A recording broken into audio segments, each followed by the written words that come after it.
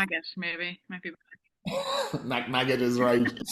All right, boys and germs. The CraicPit podcast has been reignited, and the first guest in a long, long time is Saoirse McCarron, who is currently in Australia, living in St Kilda, but you're moving Yeah. St Kilda and Yeah. moving to Balaclava. So obviously you've been over there a wee while. So we're going to relaunch this podcast with a little bit of an insight to who Saoirse is. You will probably know her from her own Instagram if you don't know her already. Who she has this company in Australia where she does her meetup in Melbourne, but also she's not afraid to broadcast her dating life, which I know we're going to get into a little bit later on because it's fucking interesting. I think we all have our dating stories, but you make good crack at them, so we'll get to that as well. Okay, good. Video. So let's kick this off. Saoirse, let's tell people about yourself and how the fuck you ended up in Australia. Okay, so I'm in Australia now 11 years, 11 very, very quick years. Moved here in 2012. It was that time period where everyone was moving to Australia. There was like a mass exodus for a few years, and it was like, oh, Australia's great, Australia's this, there's loads of money to be made, and there's partying and everything. And I came out of uni. I did health and psychology in Liverpool, moved home. I was just working in a shop at home, and then I was chatting to a friend, and they were like, oh, I'm going to Australia. And I was like, all right, well, sure, I'll come with you. Why not? So we booked 2 tickets, and I was like, right, I'm going to go for 2 years. I'm gonna work in the mines, I'm gonna earn all this money, and then I'm gonna ship it all home, build a house, go home, the whole usual crack that happens. Got to Australia, got to the mines, made some money, spent it. And towards the end of it, then I met an Australian guy. We ended up in a relationship, and then we went through de facto visa. So that was probably a real pivotal time. It was kind of like the sliding doors moment. It was like, well, do I have my life now in Australia, or do I go home again? Like we'd only been starting to see each other for a couple of months, so it wasn't that serious. But anyway, yeah, so did that, was living in Sunshine Coast, moved down to Brisbane, was there for about 3 years with him. And then we broke up. This is the start of my lovely love life story. We broke up. I was absolutely terribly heartbroken. I was like, I'm out of here. I'm moving to Melbourne. So I thought I'm going to move to Melbourne for 1 year. And because I just didn't want my Australian story, I suppose I was there for about 4 or 5 years at this point, and I was like, I don't want my Australian story to end with heartbreak. I'm going to go to Melbourne, spend a year there, have good fun, meet some new friends, and then go home. And I would have been happy with that. So went to Melbourne, met another boy, and decided to stay. He was from Ireland. Decided to stay. Melbourne is the most amazing city in the world, and anywhere you go in Australia, everyone will tell you Melbourne is different, Melbourne is vibrant, Melbourne is just the best place ever. And you're kind of looking at them going, right, whatever, like surely it's just another city, like it's another big lights, it's another pile of bars and a lot of backpackers. But there's something so special about this city. You can't even put it into words. Just the minute you land, you make friends, and everyone wants to mingle. It's just different. It really, really is, and it's amazing. And so then I ended up staying a year, and then I stayed another year, and then I stayed another year. But within the first couple of years, I got a really amazing opportunity to start my own business. So I was working in a coffee drive-through. So I would get up at 4 o'clock in the morning, and I'd go to work in this little coffee drive-through. It was a little coffee car, so I'd work there from 5 until 10:30 in the morning, and then I'd have another job from 5 until 10:30 at night. So like for the first few years, I was just like working 2 jobs all the time. And anyway, the ladies who owned it were like, we're kind of trying to get out of it. would you ever think about taking over the lease? We'll try and cut you a deal, you know, like you can pay it off over a couple of years, whatever. And I was like, yeah, absolutely. Hadn't a clue about business, didn't know how to run a business, didn't know how to do payroll, didn't know anything, but I was like, absolutely, I'll do it. Like, I want to own my own business. And it's always been something in me. I'm always like, I want to own my own business. I'm steering my own ship.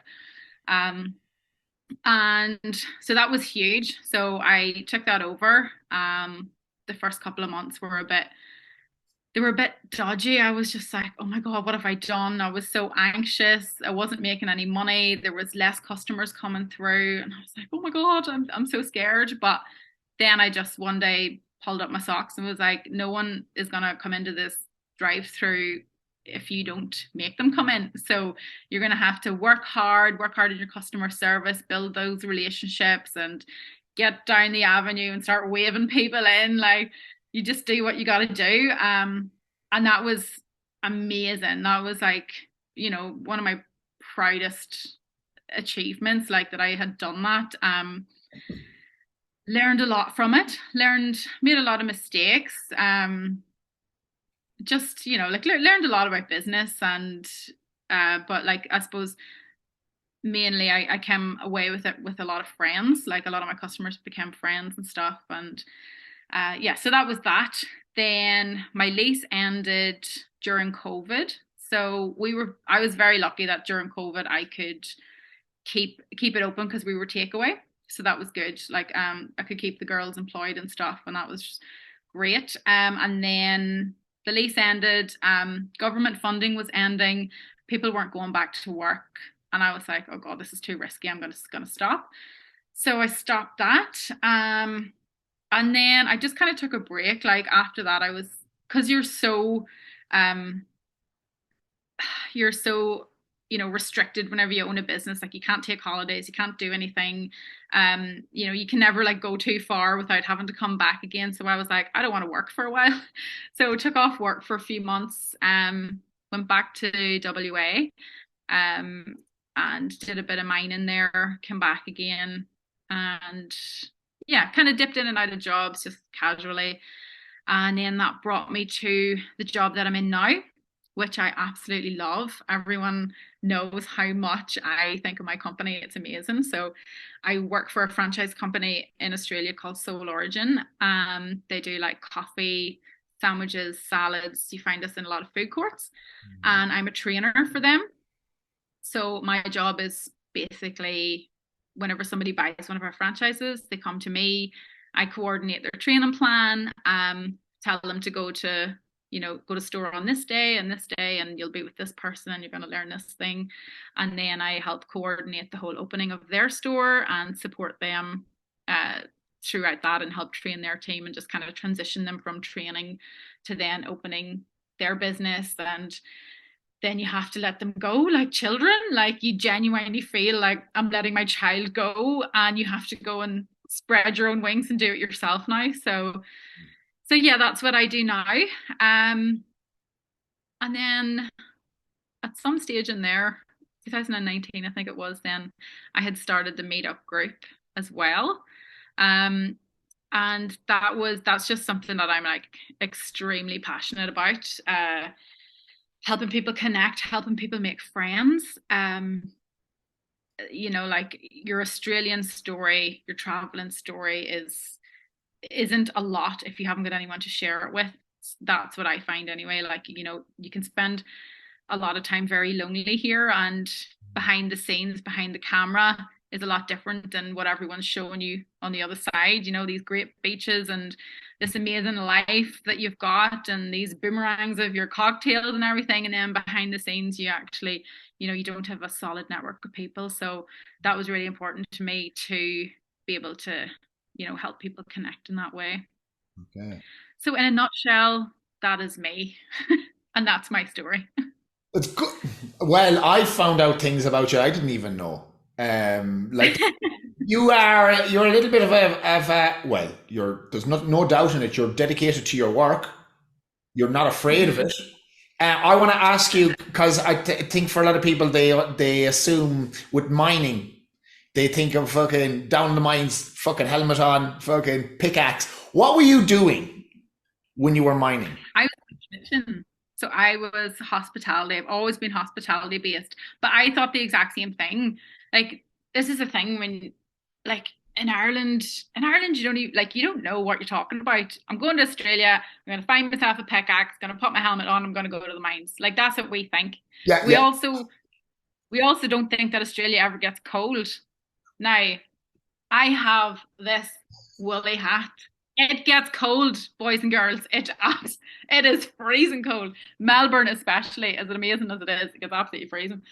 But yeah, so I got there. It was very random, like how I even got into that, how I even got into it. There was a poster on the wall of the hostel.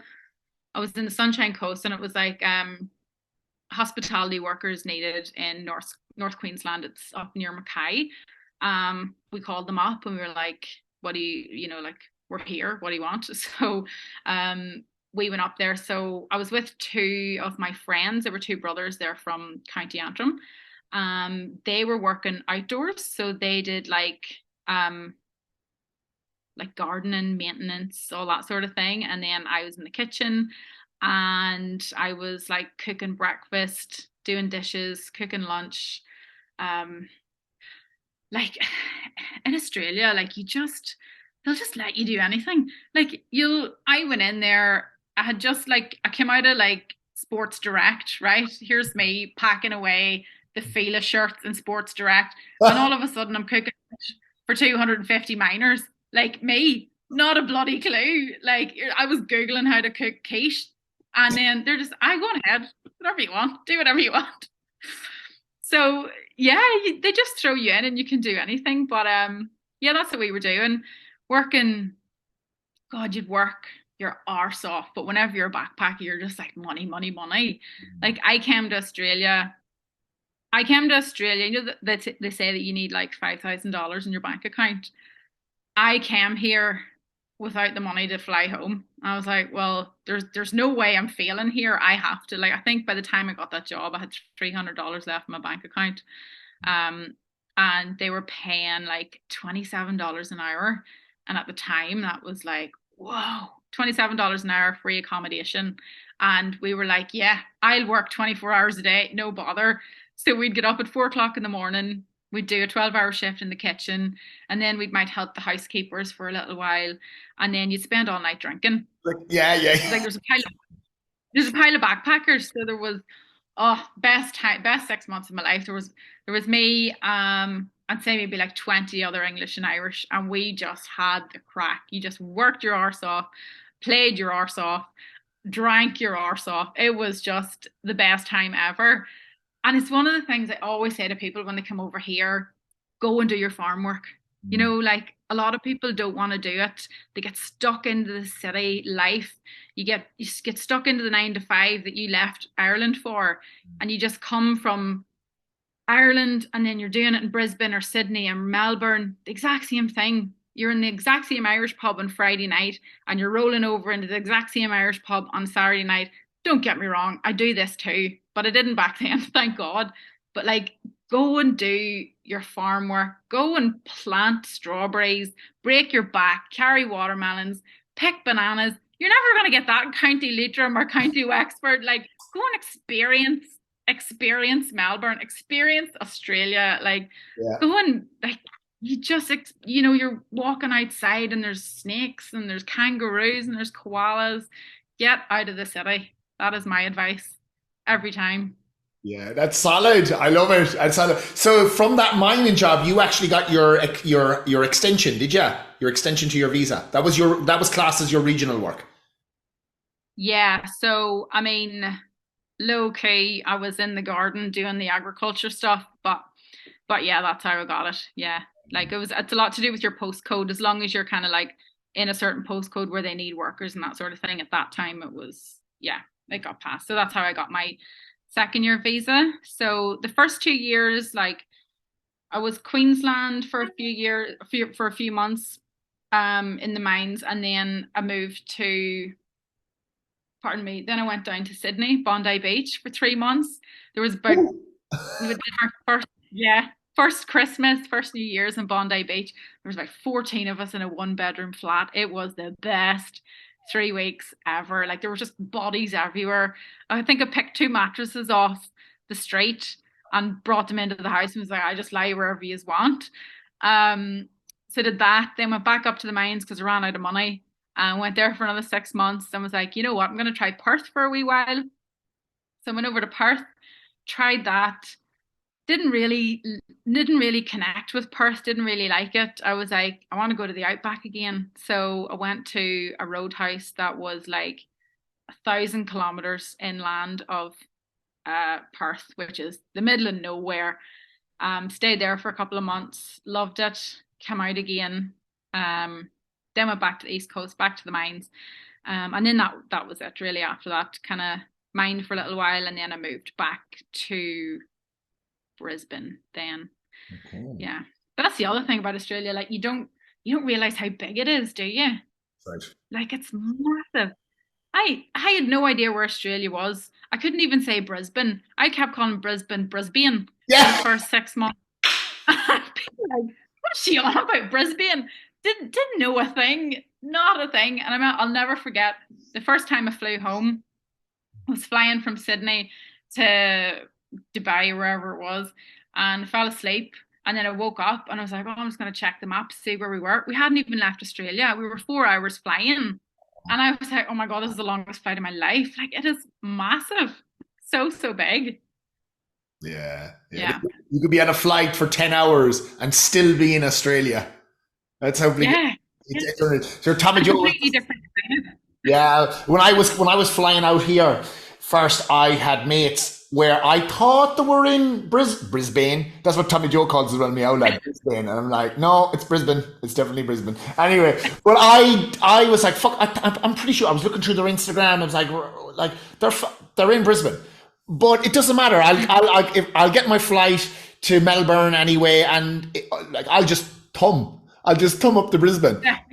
And I finally got in touch with them, like, no, lad, we're in Melbourne. Oh, well, that's good, because that's where I got my flights to anyway. But I was saying on the phone, anyway, if I fucked it up, I just hitch a lift, like, they're like, you ain't Yeah. hitching a lift. You need to fucking fly to fucking Brisbane. It's fucking ages Yeah. away. I'm like, oh, it doesn't look that far away now.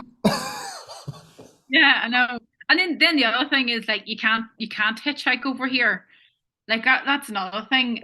Whenever I was coming out of that place in Perth, we kind of like left in the middle of the night because we didn't really like it. So we got this truck driver to bring us to Kalgoorlie, I think. And then we were just hitching a ride from Kalgoorlie to Perth. And this guy was like, "Are you mental? Have you seen Wolf Wolf Creek? Creek. Like that's a real thing. Oh my God, you're gonna get. Do you know how big this is? Like you're sitting beside the biggest mining pit in the whole of WA. Your body is this size in comparison. They can just tip you in there. Like you're so like you can't hitchhike. You'll No. get killed. Yeah. Well, yeah, that Wolf Creek film is, yeah, it's synonymous now. You don't do it. You just don't do it. It's frightened every backpacker. Yeah, yeah. And I mean, obviously, like not every Australian is like that at all. It's not like that, but you have to have your wits about you. It's not, it's not that safe to do that. Yeah. Out of all the cities that you've been to, obviously you really like Melbourne. Is Melbourne your favorite, or have you liked other places? By far, yeah. I mean, I really liked Brisbane when I was there. Like it's just big country town, very laid back. The weather's obviously amazing because it's Queensland. But yeah, there's just something special about Melbourne. It feels like home, Okay. and that's really important when you're over here. So yeah, that's the definitely Melbourne by far. Yeah. When I was over there, it's only really Melbourne I've been to. I've visited the other cities. I haven't been over the west side at all. So I will be tipping back there eventually at some stage. So I definitely have to give that place a crack. But I'll say that about Melbourne as well. You just slot in, don't you? You have your massive Irish community there, but the Aussies fucking love the Irish. Not that they don't love us everywhere else, but we just get on with them, and there is a very similar mentality there. It's like, let's work, but let's have fun as well. Yeah, yeah. And I used to think it was just me, like, because I could never connect with another city. Mm. And I was like, but then again, I was like, it's because I couldn't make friends. Like, I find it so difficult to make friends over here. Yeah. Um, Apart from like whenever I was like on camp, whenever you're on the mining camps, like you're just everyone's in little rows in their bedrooms and you're working all day, and then on your week off, you'll go traveling with them because everyone's backpacking and that sort of thing. But whenever I started to settle down in Sunshine Coast, Brisbane, and get like a normal 9 to 5 job, and I was living with my boyfriend, there was like, I was like, ah, like how do you actually meet people? Like, and I was so lonely for so many years. I was like, when I got to Melbourne, and then all of a sudden there was this culture of going to the pub, going to the festivals. Like there's always something on. And no matter what pub you go in, I keep saying pub, whatever pub, cafe, whatever it is you're going into, like everyone will stop and give you time and they want to talk to you. Like it's just different. It's a big vibe. And then that's why I was like, oh, that's why I've connected with this city so well, is because I've finally got friends here. People want to talk to me. Good. And so then you managed to set up, because we're talking about this friends thing, the meetup in Melbourne. Like, where did that come from? And like, how did it start? Because that's kind of what we're talking about now. Making friends. So where did that all Yeah. originate?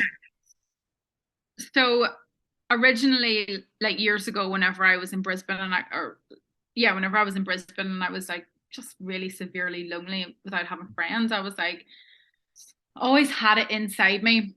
And this is another thing about me, like I have this burning fire inside me that's like I need to make an impact. Like I want to positively impact some people's lives, and I don't know how I'm going to do that, but I'm just destined for something big. And I don't know what it is, but it's going to happen. So when I was in Brisbane, I was like, I'm gonna make something that makes it easy for people to make friends. Like I'm gonna like we need to just be able to have a forum. Surely there's got to be a forum where you can just make friends. So I got to Melbourne, and then the girl who I was living with at the time, she said there's a thing called Girl Crew. So that was exactly what I was talking about. It's like an app, and you just go on to it and you say, "Hey, I'm in Melbourne. Does anyone want to go for a coffee, or would anyone like to meet up for something?" And this girl, at this one time, this girl put this thing up and says, "Does anyone want to go to Milk the Cow?" And Milk the Cow is a cheese and wine restaurant. I was like, sign me up. So I got my housemate at the time, Myra, and I was like, Myra, get on your clothes. This girl wants to come and meet us. We need to make friends. We're going, right? So the two of us rocked up. I was like, yeah, me and my housemate will come. So we met Lindsay, who is like the co-founder of Meet Me in Melbourne. At the time, she was just put up that post. So me and Myra and Lindsay were the only three who met up that night. And that night ended up um, at 3 a.m. So we had milk the cow, we had a couple of glasses of wine. We were very civilized and we were all like, yeah, yeah. And what's your story? And what do you do? And yeah, oh, that's really nice. Yeah, the whole niceties. 3 a.m. There we were, and Jimmy O'Neill's going, woo, let's go. Bottle the wine later. Like I've met my people here. Like it was so good. I think one of them called in sick the next day. I think Lindsay had a nosebleed. Like it was just mental. And then the fear in me the next day, I was like, I am never gonna hear from that girl again. Like I've ruined her life. She's called in sick. Like she's never gonna contact me again. Anyway, now she's my best friend. So it worked out really well. But she ended up creating a Facebook page then, and it was called Melbourne Ladies Social, because she had done it in Leeds. She used to live in Leeds, and she'd done the same thing, Leeds Ladies Social. And then she had asked me, "Do you want to like be an admin on this, and like we'll create some events and we'll try and get some people together." So it started off. She had added 20 people in the group, in this Facebook group. Now we have, I think, it's just over 2,000. I think this might be 2,300 at the Yeah. moment. So there's quite a lot of people on it now, and it's growing every day, which is great.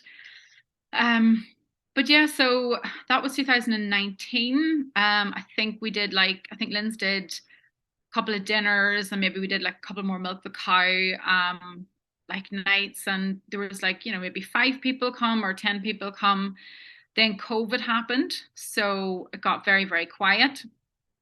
We didn't really do anything much with it. Obviously, there was nobody coming into the country, so it wasn't really growing or doing anything. And then COVID was ending, and then people were like going to be starting to come back into the country again, and I started to get this fire in my belly again. I was like, Lindsay, we got to do it. Like, let's go. Let's meet some people. And as well as that, like, people were coming out of COVID and they had just had nobody for years. Like they were living by themselves. They were working from home. They'd broken up with their boyfriends and their girlfriends. Like people's mental states. Everyone was just depressed. Everyone was just, it was awful. And I was like, right, Lynn's like, we need to do something. Let's rebrand. Okay. Business bitch over here. Let's rebrand the thing. And then I was like, well, let's call it Meet Me in Melbourne. It's like catchy. Hopefully like, it'll catch on. It just sounds a bit more fun. So we did that, rebranded it, put a few more pictures up, and we started to get some events out. So some of the things we do is we'd advertise wine tours. Like everyone loves a wine tour. That's the two biggest things we do: wine tours and bottomless brunches. Perfect. And like it's not all about alcohol, and it's not all about being in pubs, but it is a huge part of our culture. And alcohol is a huge social lubricant, and we know that, and people have a good time on it. So we find that those events that we do with the bottomless brunches and the wine tours are more popular. We tried to do like dinners and dumplings and water sport activities and all these other things, and nobody ever really wanted to come to them. Okay. So kind of like what we do now is basically me and Lynn's will do maybe like 4 events a year, like a couple of bottomless brunches. We're going to try and do Christmas in July. I mean, we're already into like 6th of July and we haven't Yeah, we're started here. anything yet. Is this the advertisement? Is it? Coming soon, Christmas in July.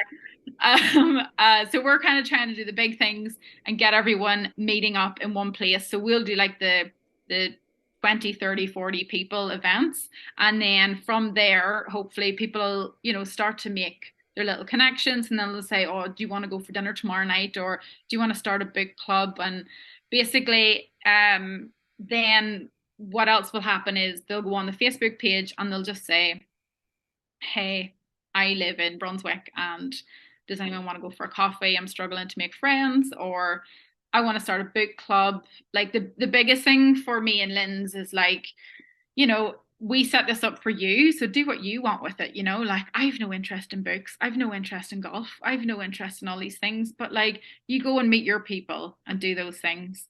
So yeah, it's working out really well, and it is the most rewarding thing, honest to God. Like people will come up at these events and they'll say, thank you so much for setting this up. Like it's really helped me. They'd say like, I'd spend my 30th birthday alone if it wasn't for your group, because I met girls here and then they really made an effort with me and I didn't even know them. And it's just so rewarding. It really is, like, to just, and it takes absolutely no time out of my day, and it's something that I really wanted to do, and just to give back that you know it's heartwarming. It really is. Like I just love it. But I will say, and people will say this, like I'm not confident like at all, and people on my Instagram will be like, but you do nothing but talk shite all day on your Instagram. Like, how can you say you're not confident? But putting me in a room full of strangers is a nightmare. Like, I just choke and I can't.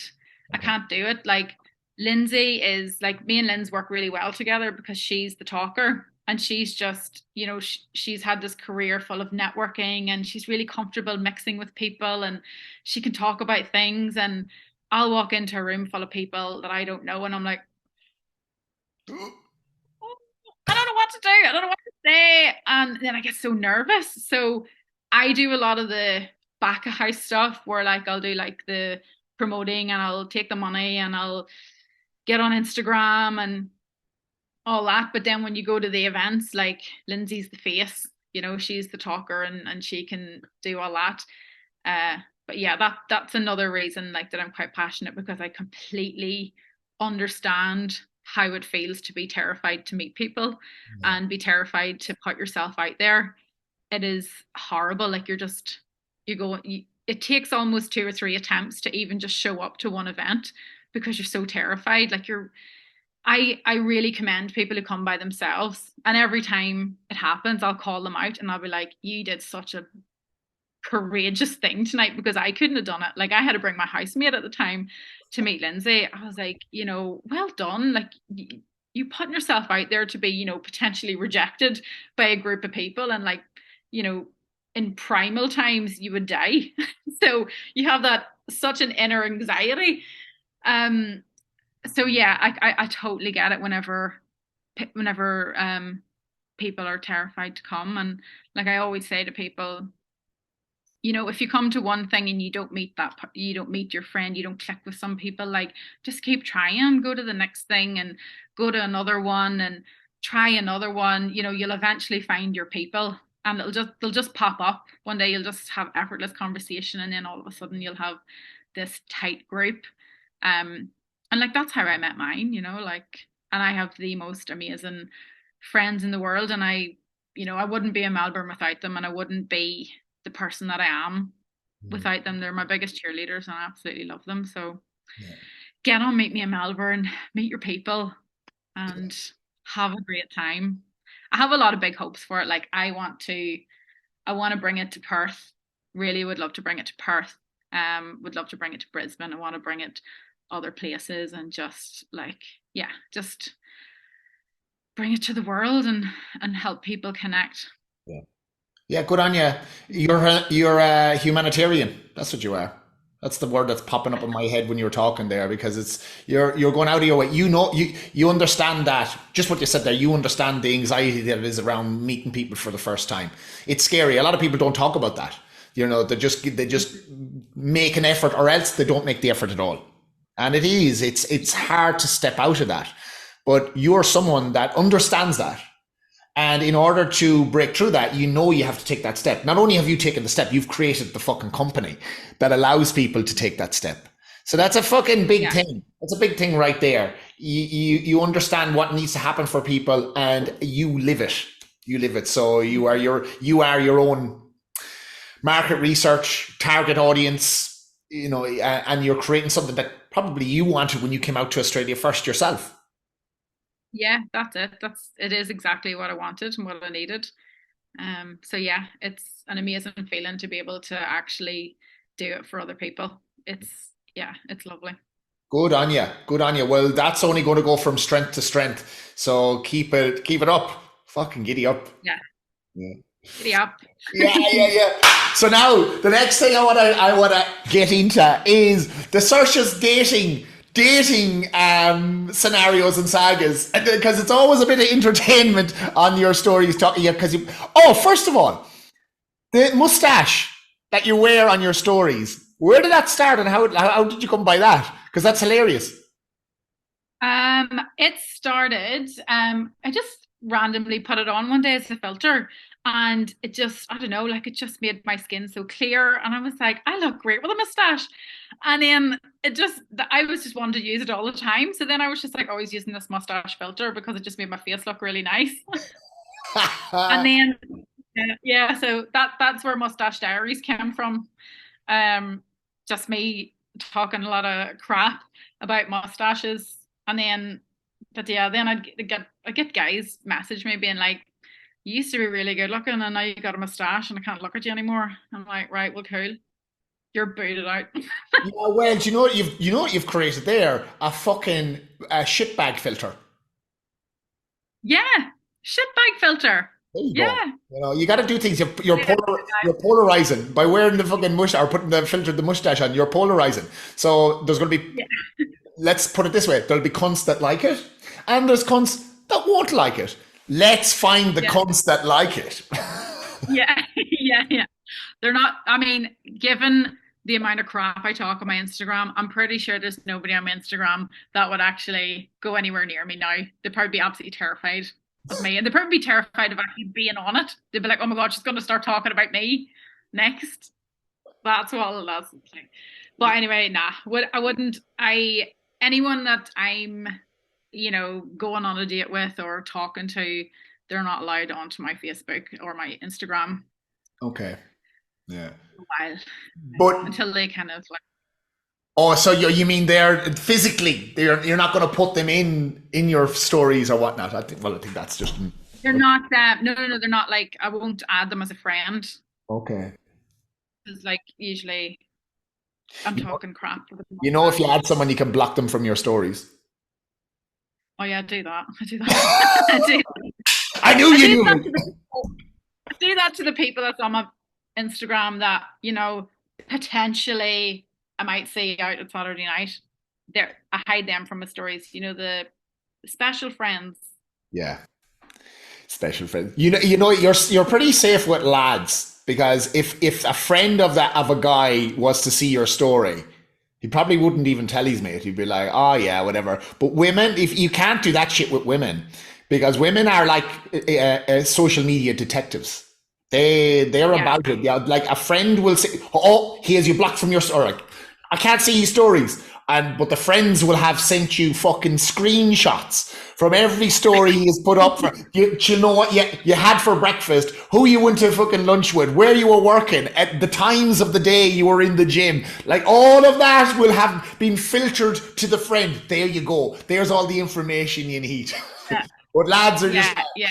oh yeah, she's talking about someone, but they won't realize they're talking about They're him. not putting two and two together. Ah, No, how they fuck. no, not at all. Not at all. No, so yeah, I just come on Instagram. It all started during COVID, actually. Like, I live across the road from a McDonald's, just about to move tomorrow. So this is my last night. Maybe I might do one tonight, actually, as a little reminisce. But yeah, it started during COVID. Everyone was bored and working from home. And one day I was just started to film McDonald's and was like, it's really busy today. It's Wednesday. Look at all these cars, like just stupid stuff. And then that went on for a wee while, and then I got bored of that. And then next thing, I started like everything was opening up. We were starting to date again, and I just started to kind of like tell people about what was going on in my day to day life. And then everyone started telling everyone about going on dates, and then what happened on the date, and people are hooked. Oh my God, hooked. Like if I put up a story on Saturday and was like, I'm going on a date tonight. He's from blah blah blah, and I'm really excited about it. Oh, let's see how it goes. And if I don't update people within a week, like there's people messaging me going, how did the date go? Like seriously, what happened? Like you need to let us know. I can't believe like it's gone to that. And I mean, look, I've got about 200 followers. It's not I'm not a big person by any means, but it's just a bit of crack. Like people get really involved, and then I'll go through the story, like, oh, I'm going to go on a second date, or oh, we got on to a third date, it's going really well.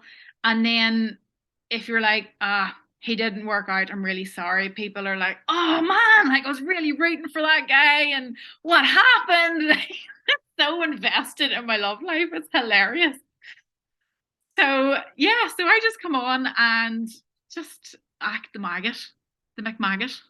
Good stuff. It's That's like me. Saoirse's First Dates. You know the TV show The First Dates? That's what it is, but it's the live version of it.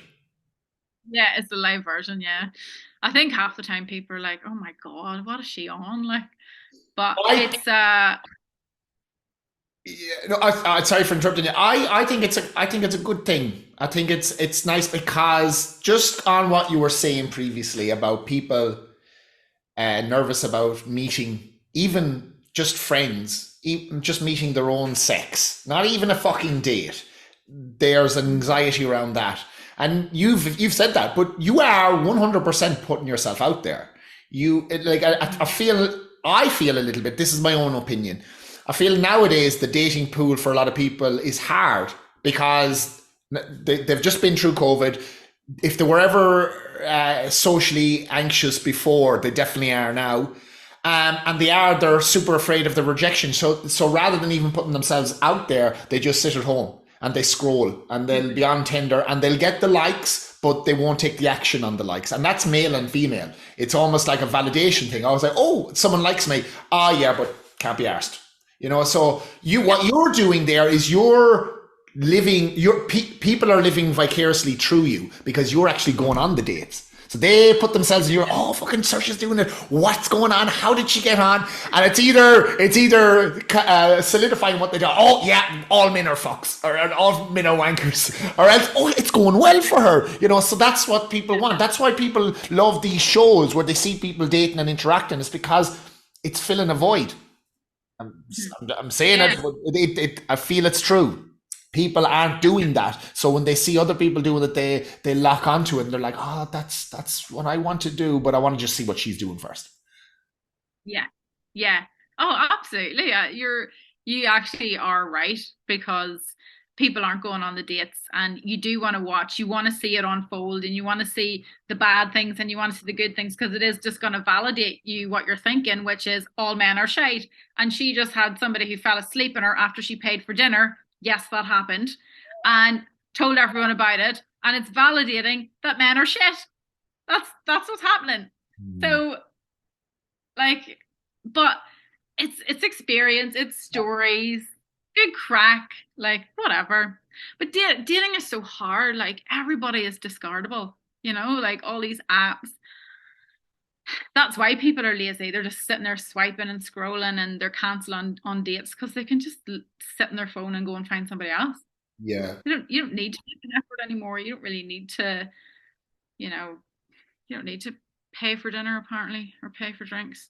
Well, isn't that the way it's gone? Yeah, like I've listened to a couple of podcasts about the modern world of dating, and before apps, you just had to, like, our parents, you had to ring up or you had to drive to their house and you had to put in the effort with one person. And you didn't really have a shit ton of options. It was like, right, I like this person. Let's get on. And you would have rough times and, shit times, and you'd have great times. But no matter what, you just stuck with one another. You have one shit time with someone nowadays and people are just going, next. Like, fuck you. Yeah. And I was over in Liverpool there the weekend with a bunch of mates, and I met this girl that was there. She told me she's just after being on a date, and she said, and I was like, well, where is he now? Oh, I didn't like him, so I just got up and left. I was like, well, did you just tell him the date was over? No, I said I was just going to make a phone call to my mate, and I just left. And I'm like, well, that was a shit move. And that can be a metaphor for what actually happens, because people just don't bother anymore. They don't actually put the effort in, because apps, I believe, have made people disposable. Yeah, absolutely. Disposable, yeah. Too easy to just find somebody else, too easy to start talking to somebody else. Like, if you put the app into a bar situation, you wouldn't be flying around talking to all the different, like, men and women in there. Like, it's that thing behind the screen, isn't it? Like, you're not going to want to talk to everyone. But look, there's a lot of bad press around the apps at the minute, and everyone's getting really sick of them, and nobody's using them like how they should be used. And there is a lot of negativity around them. However, like, I would say, if you do go on these dates with these people and you actually start talking to all these different people, you actually have a much better chance of finding somebody that you like, because you're actually introduced to a lot of different personalities and a lot of different people that you wouldn't approach in a bar, because you more than likely go to the same bars all the time, the same cafes all the time, you're at the same job every day, on the same tram. And with these apps, you've got a whole range of people to meet. And I find that whenever I started dating multiple dates, like I find out very quickly what I like and what I don't like. And, I genuinely didn't even know there was sensitive men out there until I met them, because I had a whole lifetime of, predominantly English and Irish who, a lot of the time aren't good communicators and don't really show their feelings a lot. And that's just maybe the people that I've been with. But all of a sudden I was dating these people and they wanted to talk about things and they wanted to talk about their feelings and, what upsets them. And they were really confronting me with things that I was doing, like, well, the last time you bailed on me, so are you going to do it this time, or are you actually going to commit to being on a date? And I was like, whoa, I'm not used to somebody doing that. I'm used to somebody being like, yeah, cool, see you later. Yeah, yeah. So there is some positives in meeting different people, and it's a lot of self-development as well, because then I was like, well, you know what, you're absolutely right, I was being a shit person. Yeah. So yeah, there's Yeah. ups and downs to it.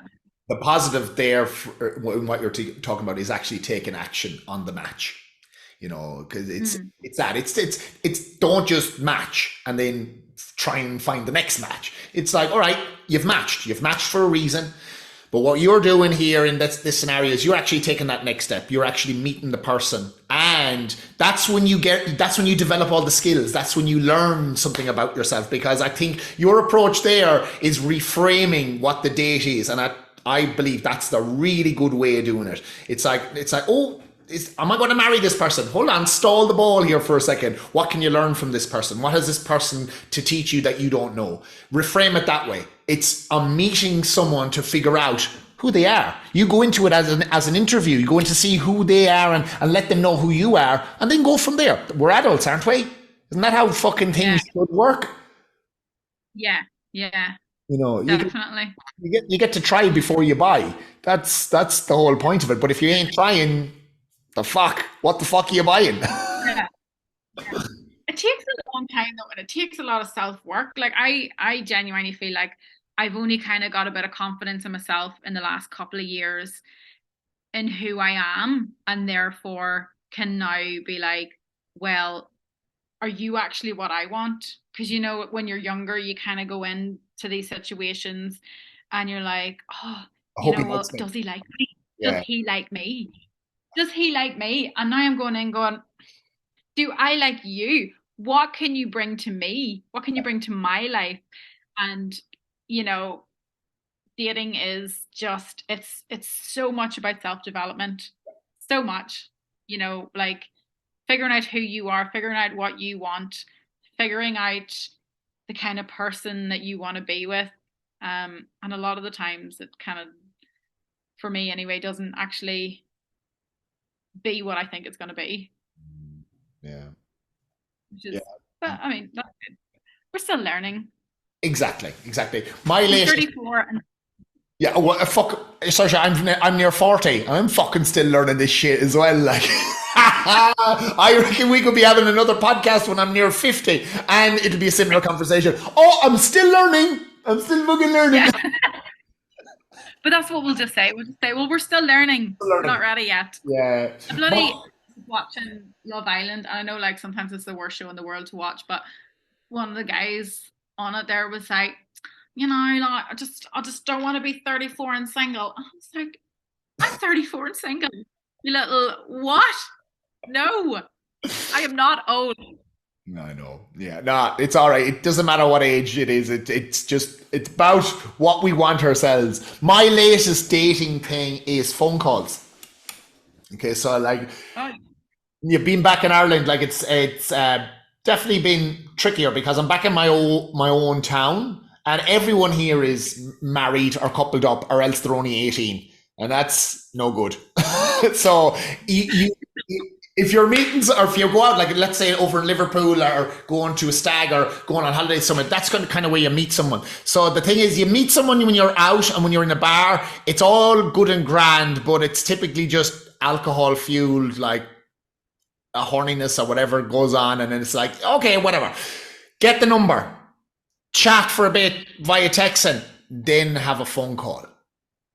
you know after that you know after that first phone call you feel it because it's you're actually talking about something because you can construct messages, you can make yourself sound in a certain way, and it's all very good, and you know you can be flirting away but have a fucking conversation. Then rather than having to go and meet someone or drive fucking the length of Ireland to go meet someone and then realize, oh, okay, this isn't the buzz I was after, you can have that over the phone and you know pretty quickly, and it's worked quite well. You know, if you want to have that second phone call, okay, there's something there. You know, after the first phone call, if it didn't go top of the pops, well, we gave it a crack. So I don't know. That's Yeah. been my latest thing anyway. A phone call. If I'm about you, you're getting a phone call off me. You're getting a phone call. Interesting. I would never ever think about doing that. Would Hmm. never. Yeah, that's interesting. Yeah, it's just needs must, I suppose. When you're in Melbourne, people are quite close. So you can, the thing I used to do in Melbourne would be like go for a walk, quick coffee day walk, something that you knew. Okay, so I'd make sure I'd pencil in something after. So let's say we're meeting at 3 o'clock. I've got something at 5. I would let that person know that. Let's meet up at 3. I have another thing I got to get to at 5, but let's meet up in that time and see how we get on and just go for a walk and a coffee. And then you know after that first meeting what the crack is. But as I said, I'm back in Ireland now, so people just aren't within a fucking ass's roar of me. So you have to kind of Yeah. change it up a little bit. And yeah, like yourself. I'm not afraid to talk, but I do get nervous before the call because you'll meet someone and you'll be chatting away, and it's easy on messages. It's fucking easy. Mm. Yeah. But then when you actually have to have that conversation and talk, your responses are instantaneous. So are there. So you really get to see someone, how they respond to things, and if they don't like what the things you're talking about, and you don't like what they're talking about, well then you just know. Then it's okay. Our values are different. Our interests are different. Let's roll on. Yeah. Yeah. And it's like that, that's a big thing. Like taking the alcohol out of it, you Mm. find out so much quicker. When you have all these dates where you're going for a drink and another drink, you're like, well, I can't remember last night, so I'm gonna go on another one. And then it's like, oh, well, when I have a few drinks, I really like them. So, well, let's go on another date. And then before you know it, you're 2 months in and you Yeah, don't actually know the person and you're not sure how you feel about them. It's just a yeah, waste of time, such a waste of time. yeah, I'm guilty of that too. Like I yeah. do it as well. But yeah, take the alcohol out of it, everything happens so much faster. You That's just right. cut the shit. Agreed. Agreed on that one. And like for me now, because age is a factor, it's the big questions get asked quicker. Like, where do you Yeah, want to the live? kids. Well, yeah, the kids. Like, it's kids in your future. Like, what do you want for you? Because this is what I want for me. If that's not aligned, well, okay, don't sound spot on. Swipe. Yeah, yeah. Put the phone down. Yeah, yeah, yeah. That cunt didn't even say goodbye. One of my wee red flag, one of my red flags is going to be I love animals. I love animals, and I love dogs. And if she has a dog, fantastic. But if that dog is sleeping in the bed, that's Oh, that's a flag for me. That's an experience I'm bringing from the past. Animals not in the bed, not in your bed. No animals, yes, but if you're having that motherfucker, excuse my French, in the bed with you, I'm hanging up. I'm fucking hanging up. yeah. Just Yeah. Oh, I definitely wouldn't be a fan of the dog sleeping in the bed. Like, I don't need a threesome with yeah, the dog, but love the dog in the morning. Like, come in, we'll have a coffee and a yeah. cuddle with the dog. But no, people who sleep with their dogs. Men who own cats. Let's talk about that. Okay. Men who own cats, not a fan, cannot get on board. Have a theory that men who own cats are extremely sensitive men Okay. and not for me. Yeah, I have So I a. went Go on. so I went on a date with this guy right last year, and all he would talk about was his cat on the date. We didn't talk too much, and then we went on the date. And all of a sudden, it was the cat this and the cat that and the cat this. His WhatsApp picture was his cat, and I was like, I don't think you've got any more room for anyone in your life other than the cat, Yeah. right? And I was like, right, you're being sensitive. I don't like it. You're you're too emotionally available. You're too good of a communicator. Or out, hanging up the phone. So anyway, that was fine. He was dumped. And then in a couple of weeks ago, this guy messaged me again, cat boy. And we were chatting away and he was like, oh, what are you doing these days? Stuff. And I was like, oh yeah, not much, just moving. Anyway, out of the blue, sends me a picture of his cat. Out of the blue. Didn't even ask for it, right? Would rather have had a dick pic. I was like, done. Like, no, you have just ruined that for the second time. Like, why? I want to see your cat. Don't do. I just cannot get bored with men with cats. Fair enough. So Lewis, Patrizio, and Lee, and I don't know who else of my friends has cats. Lads, you've been warned. You've been warned. I think yeah, I'm going to say I think it's an odd pet choice for a lad. Now, what does that make me? Fucking I don't know what it makes me. I agree with you. I think it's an odd choice for a pet. I'd rather the lads have a goldfish or a fucking terrapin or something like that. Yeah. But a cat? Yeah. What's going on there, lads? Yeah. So I don't know what it is. Don't know where it comes from. It's just, what I think it's in my experience. The men that I have known who have had cats have been this way. Okay. And there's an association here. So no, just move over, cat boy. Yeah. Is there? Yeah. So this is the hot topic at the moment. Men being sensitive and too sensitive and not sensitive enough. Where's the line, Saoirse? Where is the line? Look, I think I'm a very special candidate for this question because I am still working on myself and I do tend to sabotage relationships that are good for me because I'm not ready to receive them and I'm not ready to receive love yet. Okay. But we're working on it. We're in therapy. It's going to happen. Um, but I suppose like just, I don't know, like I feel like a lot of the men that I've been with have just been like, they don't communicate and they don't talk about things. And I'm so used to that whenever, like then I went out with a guy who was very, very sensitive to me. I thought he was very sensitive and he would be like, you know, I don't even know how to describe it. He just communicated too much. That Well, sounds awful. He just told me about his feelings too much. okay. This now, see, look, this is me. This is all me. So maybe the sensitive boy comment, I should really, look inwards. I don't know. What Yeah. What do you think? Are you a Yeah. sensitive person? No, listen. I've put a couple of posts about this, and I know some people take it up the wrong way. I do believe women are more attracted to men that show less sensitivity and are less feelings orientated. I believe lads can be sensitive and show their feelings with one another. I think that's the best place for a guy to fully express himself. But a woman is more attracted to a guy that is more stoic, more Mm-hmm. more capable of violence but has it under control. Mm-hmm. Who is slightly mysterious, slightly dangerous, but put it this way: treats her like a queen, but a whore in the bedroom. Yeah. Yeah. That's me. Oh, yeah. Do you know there's a guy who I sometimes say Mr. Melbourne, right? Okay.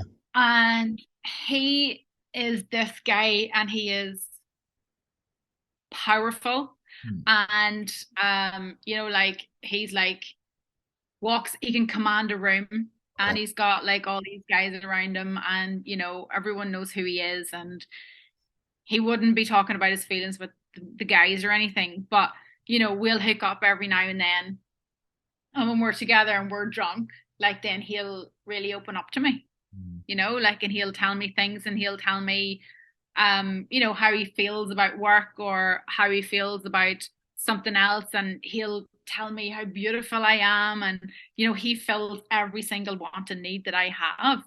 And that's like, I love that sensitivity whenever like he's opening up to me like that, but in front of people he doesn't, and he's very powerful. But then maybe that's an attraction thing, I'm not really sure what that is.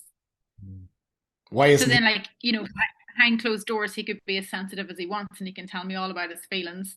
Yeah. But when he's with the boys and he's at work, it's extremely attractive that he's not like that. Okay. Or maybe it's how he looks. I don't know. Why is he not your boyfriend? Can't get a text back. Can't get a text back. Okay. He's the whole thing. Okay. I no, he's not in that place to want to be there with me, and it's just not happening. Do you know what? Like, he probably doesn't like me as much as I like him. It's just a Saturday night 2 a.m. thing. Do you know what I mean? But I've got a little special place for him because I'm like, oh, Because he's unattainable. tells me Is that what it is? Is that absolutely, okay? absolutely, yeah. What, what That's my what's the that's thing? my Attraction plus obstacle equals a desire. If he was like the obstacle here is he's unattainable, right? You take that out of it, all of a sudden he becomes unattainable. Does Saoirse become less attracted to him? if he's attainable. Yeah, if he becomes attainable. If he was to like message you right now and be like, right, let's do this. I'm going to wife you. We're going to have two sproglets. We're going to live in a caravan in the woods. What do Yeah, you? see that I just got a fear there. Ooh! I just went, whoa, whoa, whoa, whoa, whoa, Yeah. whoa, whoa, whoa. Okay. Yeah, like that's it. But again, look, this is, and I don't mind getting open about this. A lot of my self-development work is that I'm like working on with my therapist is somewhere along the line I developed this belief that I am not worthy, and I have very, very low self-worth. And you and I have like worked on this as well whenever we coached a couple of years ago. But this belief that I have of like low self-worth, I'll go after emotionally unavailable men who don't want me back, because that just validates what I believe, which is I'm not worthy of a good guy and blah blah blah, whatever else it is. So that's another reason probably as well, that like, I go after guys who are not available, and I will chase them, Damien. I will chase them down the street, Yeah. drive after them. No, come back here. Like, and then as soon as they're like, yeah, what do you want? I'm like, no, didn't want the thing. Like, Yeah. Nothing. Nothing. wrong person, wrong person. Yeah. So, yeah, Yeah. we're a whole issue. 34 and single. Yeah. Well, you you Yeah. you've got that awareness there, and I know myself that's been a big thing for me in a lot of relationships in the last couple of years. Is you date an app. The perfect reflection of yourself, the shit that's going wrong, and the stuff that's happening, the stuff that you're blaming that other person about, or saying, well, this is what they're doing, it's what you're doing, it's 100% what you're doing, but you're just choosing not to see your own blind spots. Yep. So it's and dating more often. What you're doing there is you're writing that. You're putting yourself in the belly of the beast, going, right, fucking, this is what the crack is. If I don't do this, I'll never fucking get over this. So let's practice. Yeah. Practice. That's Yeah. Let's practice. yeah. Let's meet some people. Let's give Instagram some good stories. Boy, do I have stories. The guy who went on a date with them at Christmas time, and I was off work, so I was like, I'll just travel to you, no bother. So went out to him. He arrived in his flip flops to the bar, and I was like, right, and there's an ick right there. And then he was like, oh, well, like, do you want to come back to mine? We'll have some drinks and stuff. He's like, I drove, but I feel like drinking, and I was like, yeah, sure, that's fine.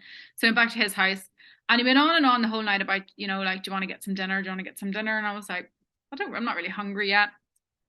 Anyway, then ended up shouting on so much about dinner, and then I ended up buying dinner. So like I bought the Uber pizza, and then the pizza came. He fell asleep after me paying for dinner, and then I was like, right, fuck you, I'm taking your pizza and my pizza, and I'm leaving. So I left him, and he didn't get any pizza. Good. Little shite. He fell And then asleep. had another. He fell asleep. He had that much wine. He fell asleep. I was like, anyway. Yeah. Then had another guy who we went on a date. It was our second date. First date went really well. Now I love Kiwis, right?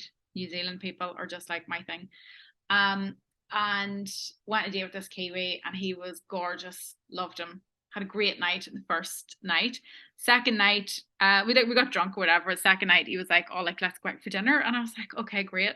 Went out for dinner. This nice place. Came back. He was like, "Do you want to come back to my place? Like we can watch some TV or whatever." And I was like, "Yeah, sure." So came back, and I mean, wasn't in the door 2 seconds. He went straight to the bedroom, took off his shirt and his pants, and like put on his sweatpants and his sweat gear. And like, that's fine, but like, didn't even offer me a glass of wine, didn't offer me a glass of water, just like fucking baited straight into the bedroom. And I was like, what the hell? So anyway, I was like, right, you want to be comfortable? I sat down. He walked around me onto the balcony and started smoking a bong. And I was like, this is our second date. And you've just whipped out your bong. Like, what is wrong with you? So, and then I left. Then so he passed out as well. Hold on, there's a theme here of men passing out. Right? And I went home and I was fuming. I was like, Emily, that fucker, you never guess what he did. He fell asleep with me after smoking a big bong. And then the next day, never heard from him all day. And I was like, right, that's it. Like, he's gone, whatever. Anyway, he called me on his way home from work at like 6 o'clock in the evening going, had such a good time last night. Like, when do you want to meet up again? I was like, you can get away. Absolutely not. No. So he's gone as well. Yeah. My question for you, just out of the scenario, for Saoirse, what is the perfect date? This is guys. Guys want to know what would be an ideal date, first date. Okay. Look, I'm pretty simple, and I think most girls nowadays are very realistic. We're all going on multiple dates, but just go for a drink. A thing for me, this is huge for me. Like, guy has to pay for the first drink. Like, just offer. Yeah.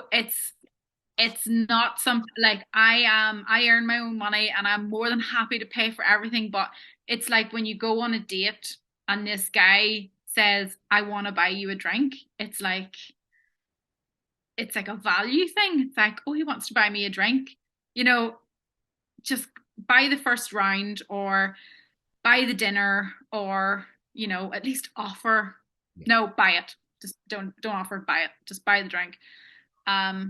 And yeah, just like have a few drinks and then not get shit faced. I mean, that's best case scenario. It always ends up you get shit faced. But have a few drinks, get a bit merry, loosen up, get to know each other, and then end on a good note, wanting to see each other again. Yeah. And not having the fear of what did I say, what did I do? Did I leave my knickers at his house? Like, that sort of stuff. We don't want those sorts of first dates. Yeah. Well, that's bringing me to my next question. Sex on a first date or not?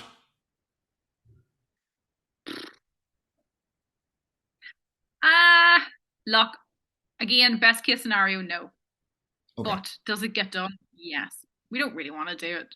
Like, you can't say that it's not got longevity, but it paints the wrong picture. I think, if you're dating with intention and you want to get to know somebody, a lot of the time, I think when you have sex on a first date, you're both shit faced. You've had a lot of drink, you're getting horny, you're obviously attracted to this person. So that's where the sex comes from. Whereas if you date somebody for a little while, you get to know them and you have sex, then that's an emotional connection. So it kind of depends. Maybe you're on a sober date, maybe you went for coffee and you were like, I really want to ride her. And then you go home. That's different. Yeah. Slightly. Yeah. Drink plays a big role in this, doesn't it? Like, if the inhibitions are dropped down, it definitely like as you said earlier on, it's social lubricant. You can loosen up a bit, you can talk a bit more, all that sort of crack. But yeah, it's sometimes when it goes too far, it blunts your senses, it blunts your ability to be like, well, let's just leave it at that. Fuck it, let's go for it. The devil comes out like. Yeah.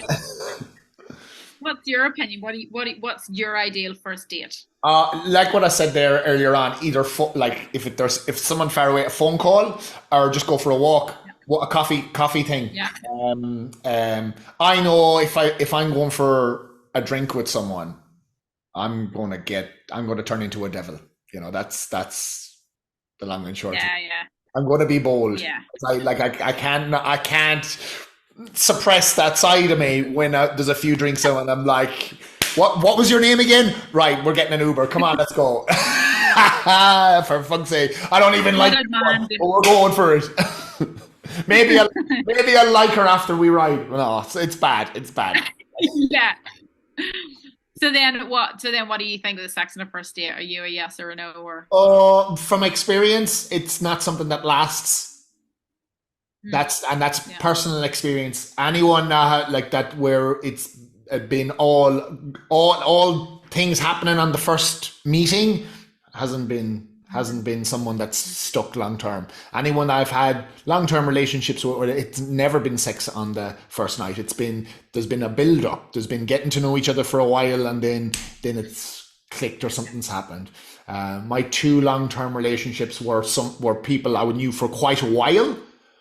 We were friends, more than friends. Then something happened. Yeah. Maybe I need to change that because those relationships didn't last. Maybe it needs to be all or nothing on the first night. I don't know. Maybe we'll swap. You try my way and I'll try your way. Yes. Let's do that. Give it a crack. But yeah, I think that you mentioned that there's three ways of people connecting. There's the emotional connection, there's the physical connection, and there's spiritual. And I don't know where I heard this before, but you can only really ever have two of those. And you've got to make that decision. What ones are more important to you with a connection with people? So if you have a very good emotional and spiritual connection, well, then you're missing that physical. And for a lot of people, that physical connection is very, very important. But then you can have a physical and a spiritual, but then you're missing the emotional.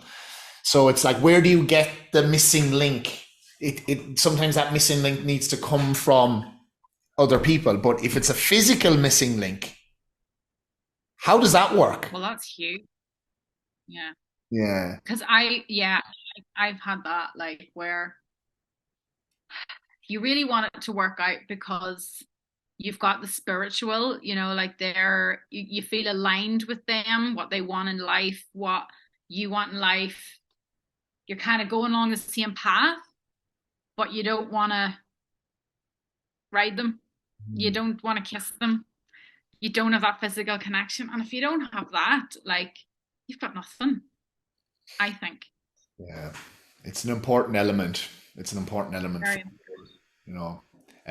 Is that what spiritual is? It's like, because obviously we know what emotional and physical is. Is that what spiritual is? Just like your path. Your values, your deep values. That you've hit the nail on the head. That's what it would be. You feel in line. The way you described it there is exactly what spiritual is. You feel in line. Like you have this connection of things that you like to do together. Like you feel stuff together. Like maybe going to festivals. Oh, this is important to me. This is what refills my cup. And if the other person is like, oh, that's what refills my cup as well. Ooh, we're spiritual beings. It is.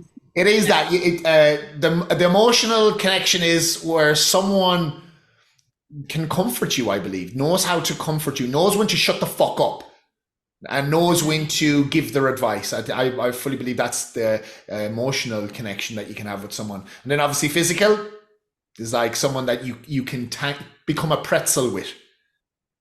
Yeah. You know, Yeah. that's what it's about. Um, Mm. so yeah, I think it's just keep dating, keep figuring it out, figure out I think it changes from person to person. Yeah.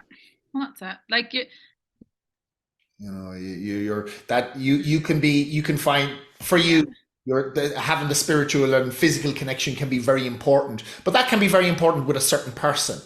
But then another person, it might be okay. Well, the physical connection doesn't matter, but it's the other.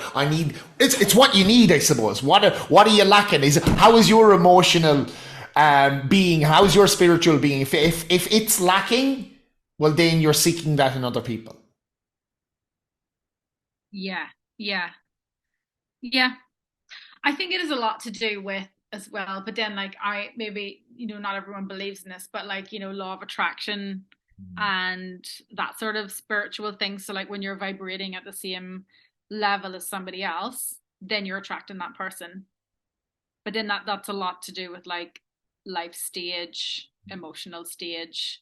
So maybe it's not necessarily something you're lacking and that they've got. You're actually both at the same thing and you're attracting each other.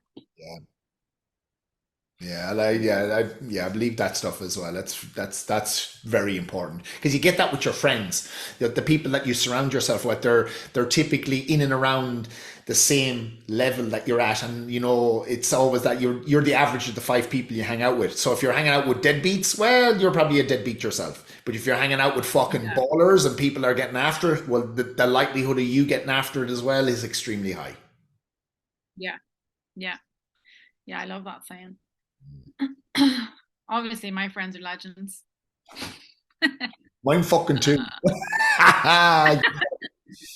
So, Saoirse, we've done like over an hour. I That was a think we pretty. have, yes.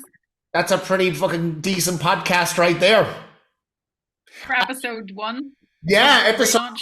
Yeah, we're getting back into the swing of things, and I believe you have plans for a podcast. Would that be correct? Yes, I do. I am starting my own podcast and I don't have a theme. I don't know where I'm going to go with it. But we are going to be starting next month. I'm going to put the work in, make some notes, and yeah, figure some things out. I just love the sound of my own voice, have things I need to say.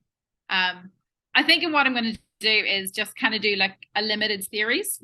So I might do like 20, just focus on 20, get 20 quality episodes out. And then, if that's all it does, then great, I've done it. But if it goes any further, then happy days. But yes, Mustache Diaries coming soon. Brilliant. Brilliant. Well, they're already popular, so I'm quite sure your podcast will be just as giddy up. Well, Saoirse, come here. We'll wrap it up here.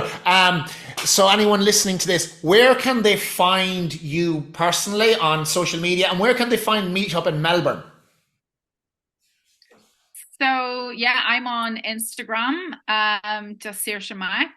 So you can find me on there. Meet Me in Melbourne is on Facebook and Instagram. But if you are wanting to make friends and you are wanting to see like events that other people are putting up, events that we're putting up, join the Facebook page because it's very interactive, and then you can like put up posts and you can have a scroll through the events and stuff. Whereas on Instagram, you're just looking at kind of what we've already done and what's coming up. So I would advise joining the Facebook group. A1. A1. Well, listen, this has been brilliant. You've popped my cherry with the podcasting, getting back into the swing of things. This is the first one in ages. So I'll be looking forward to doing a few more as well over the next couple of weeks.